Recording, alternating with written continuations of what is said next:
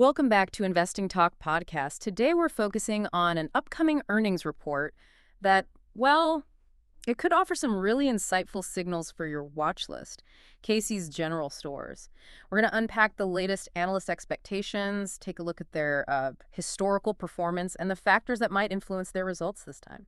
Yeah, CASY's is an interesting one. Not always flashy, but often quite solid. Exactly. Think of it as getting you up to speed on a company that's maybe more than just gas and snacks.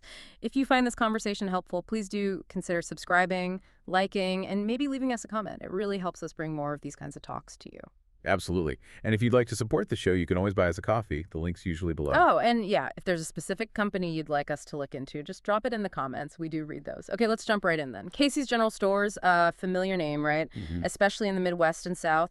They're getting ready to report. We've got a fair bit of information here, analyst reports, filings, market data to sort of pull out what really matters. Right. And what's helpful here is we can try to anticipate not just the raw numbers, but maybe the story around the numbers. So what's our main goal today? What should we really be looking for from CASY's? I think the mission is to, cut through the noise a bit, pinpoint the key expectations, understand what might actually move the stock. We're looking beyond just the headlines. Okay, good plan. So let's start with the basics. The immediate question is probably, when are these numbers dropping? And what's the street thinking right now? Okay.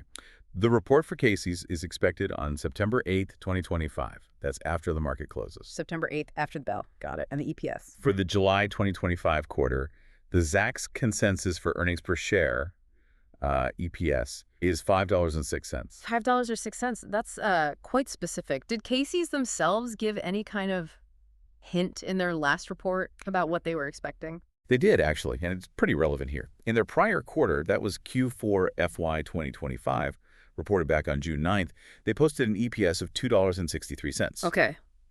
And what's interesting is that $2.63, it smashed the consensus, beat it by 78 cents. That's a pretty big beat. Wow, yeah, that's significant. And their revenue then was also strong, $3.99 billion, which was up 10.9% year over year. Okay.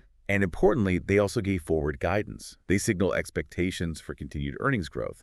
Projected, I think it was a 13.2% increase for the next year. So annual EPS going from $13.94 up to $15.78. So they've got a recent history of outperforming, and they're sounding pretty optimistic about the future themselves. That's a strong starting point, isn't it? It definitely sets a positive tone, yeah. So knowing that guidance and that big beat last quarter, how consistent has CASY's actually been? Have they regularly beaten expectations like that? That's a really good question. Because one beat is nice, but consistency is better. Right. And the answer seems quite positive. That Q4 FY25 beat, the $2.63 versus $1.94 consensus, that was a surprise of over 36%. 36%. Yeah. Yeah. Now, our source material doesn't detail all four past quarters perfectly, but that last one was definitely a very strong beat, continuing a positive trend. And how did the market react to that beat back in June? Did the stock respond well? It did. For Q4 FY25, the stock reacted positively post-earnings. Now, the specific percentage move can vary, depending on the day and overall market. Sure. But the general trend after that report was favorable. The market seemed to like what it heard. Okay. And zooming out a bit, what about their key financial trends, like EPS and revenue over a slightly longer period? Are they generally moving in the right direction? Is this part of a pattern? Yes. And if we connect this back to the bigger picture, the EPS trend is definitely positive. Yeah. You see strong beats. The figures themselves are rising. The trailing 12 months EPS is at $14.64. Yeah. And then there's that forward growth guidance we mentioned. Revenue also showing that strong double-digit annual growth last quarter. It all points to pretty robust operational momentum. Makes sense. Okay, so that's the company's performance, but what about outside factors? Anything happening in the broader market or, the convenience store sector specifically that might affect CASY's this quarter? Any big headlines we should know about? Interestingly, based on the information we have, there haven't been any specific material news headlines directly about CASY's during this particular earnings period. Huh. Okay, so no major company-specific news-driving things. Seems not. Which means we're looking more at those broader trends, sector dynamics, and the general economy. All right. So what are those broader trends saying? What does this mean for the sector and the economy they operate in? Any tailwinds or headwinds? Well, what's kind of fascinating here is how the convenience retail sector overall seems to have been doing pretty well. Yep. Yeah, benefiting from increased in-store traffic. And maybe surprisingly to some, resilient fuel demand in recent quarters. Huh. Even with fuel prices. Seems so, at least relatively resilient.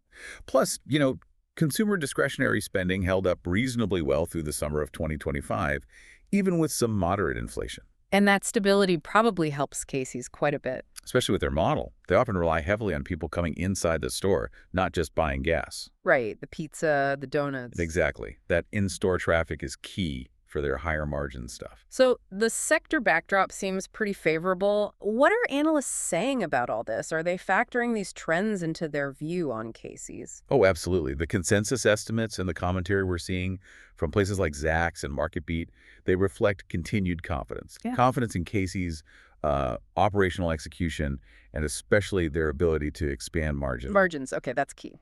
Very key. There's a lot of focus on how they're managing that, maybe through their fresh food programs, private label goods, things that generally carry better profits than just fuel. Right, makes sense. Okay, shifting gears slightly. Yeah. When a company like CASY's reports, there's always that question of how much the stock may move, right? Volatility. Mm-hmm. What are the options markets telling us? Is there high implied volatility heading into this report? Yeah, that's an important piece for anyone thinking about trading around the earnings. Options activity tracks that implied volatility. It's basically the market's forecast for the expected price swing. And what's it saying for CASY's? Well, the historical data suggests options were pricing in a noticeable move around their major reports. Now, our current summary doesn't give us an exact live percentage right now, Okay. but the pattern is there. The market expects some kind of reaction, maybe not, wild swings like a small biotech, but definitely a move. So not insignificant. Right. And for you, the listener, it's always smart to check the real-time option chains just before the report on September 8th. Get those live figures, because they can change fast. Good advice. Okay, so we've got the history, the sector view, analyst sentiment, potential volatility. Let's try to tie it together. What are the potential scenarios post-earnings? Let's start with the bullish case. What would make this a really good report? Okay, the bullish case really hinges on them continuing that trend of outperformance, beating that $5.08 EPS consensus, maybe significantly again. Like last time. Exactly. You'd want to see strong in-store sales growth, particularly driven by those higher margin items, fresh food, private label stuff. If they show margin expansion alongside that growth, That's the sweet spot. that's the sweet spot, driven by maybe cost controls, maybe the success of those initiatives, and all this happening against those positive sector trends we talked about. Stable spending, decent traffic. That combination would be very bullish. Makes sense. Continued execution and strong margins. Now, what about the other side? The bearish case. What could go wrong? Where are the risks? Well, the primary risks are probably, first, fuel demand. If that slows down more than expected, that's a big chunk of their business, even if margins are lower. Right. Second, operating costs. Things like labor, energy, supply chain snags for their food items. Yeah. If those costs rise unexpectedly, it could really squeeze margins. Especially if they've been expanding margins nicely before. Precisely. And then there's the risk of simply missing consensus after setting the bar so high with previous beats. Sometimes even meeting expectations isn't enough if the whisper number was higher. The expectations game. Yeah. And finally, any broader economic slowdown that hits consumer spending, particularly discretionary spending at convenience stores, could be a headwind. Okay, clear risks there too. So when that report comes out on the 8th, beyond just the headline EPS number, what's the one metric or maybe two that you'd really zoom in on? What should listeners watch closely? If I had to pick, I'd say same-store sales growth and gross margin trends. Those are really critical for a retailer like CASY's. Why those specifically? Well, same-store sales tells you how their existing stores are doing. Are they getting more business, selling more per visit? It strips out the effect of just opening new stores. It's a measure of core health. Got it. And gross margins. Gross margins tell you how profitable their sales actually are. Are they managing costs well? Are those higher margin food and merchandise initiatives really boosting the bottom line? These two together give you a really good feel for their operational momentum and competitive strength. Okay, same-store sales and gross margins. Key things to watch. So, pulling it all together now, what's the overall feeling, the sort of lean heading into this CASY's report? Bullish, bearish, cautious? I'd say the overall leaning is pretty clearly bullish. Bullish. Okay, why? It's based on that combination of factors.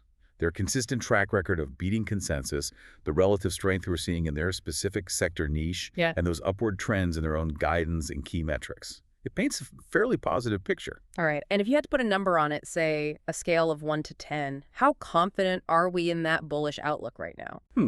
Confidence score. I'd probably put it at an 8. An 8, that's pretty high. Yeah, and the rationale is, again, that strong historical execution. They've shown they can do it. The analyst consensus is largely favorable. We're seeing solid margin and comparable sales growth trends. And importantly, there's a lack of significant negative near-term news specifically about CASYs in our data. Fewer obvious red flags right now. An 8 out of 10 leaning bullish. Okay. So for someone listening who might be thinking about a strategy around this report, maybe they own the stock, maybe they're thinking of trading it, what should they keep in mind? Well, for trading, you could look at those options, volatility spikes we mentioned. If you anticipate a significant positive move, maybe aligning with that bullish lean, strategies like buying call options could be considered. Betting on the upside. Right. Or potentially a straddle if you expect a big move but aren't certain which way, though that costs more. If those historical patterns of positive reactions hold, positioning for upside seems like a logical consideration based on the current lean. But always with caution, right? Absolutely. Contrarian plays or delta-neutral strategies that just play volatility would only really make sense if you expect high volatility, but are very unsure about direction.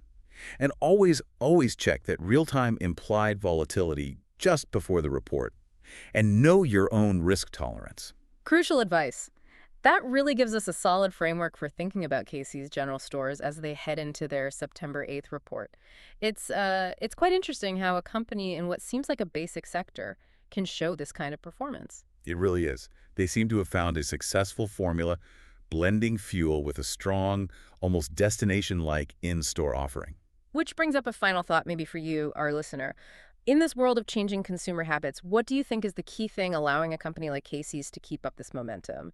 Is it really the pizza? Is it their specific locations, their digital efforts maybe, or something else entirely that sets them apart? Yeah, what's the secret sauce, so to speak? Exactly. Food for thought. Thank you for joining us on Investing Talk podcast. We hope this analysis of CASY's has given you some valuable insights. Hope it was helpful.